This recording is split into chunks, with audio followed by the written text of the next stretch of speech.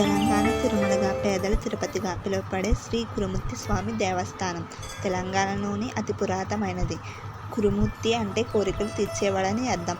ఇక్కడ ఆలయానికి ఎంతో స్థల పురాణం ఉంది. ఆకాశపు రాజు కుమార్తె అయిన పద్మావతి దేవిని వివాహం చేసుకునేందుకు అప్పు తీసుకున్న వెంకటేశ్వర స్వామి కుబేరుడు ఒత్తిడితో తిరుమలను వదిలి ఉత్తరం వైపుకు ప్రయాణం చేస్తాడు. అలా కృష్ణానది దాటి ఇక్కడ ఉన్న 7 కొండలు కాంచన గృహలో నిద్రపోయాడు. శ్రీనివాసుని వెతుక్కుంటూ పద్మావతి దేవి కూడా ఇక్కడికి చేరారు.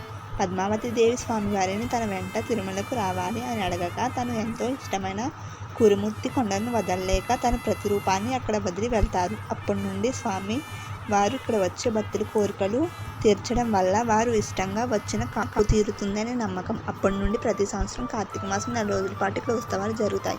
ఇది హైదరాబాద్కి 150 కిలోమీటర్లు వస్తుంది. ఇక్కడ నుండి బస్సెస్ మరియు ట్రైన్ కనెక్టివిటీ రూట్స్ కూడా ఉన్నాయి. ఇంత చరిత్ర కలిగిన ఈ జాతరని మీరు అసలు మిస్ అవ్వకండి.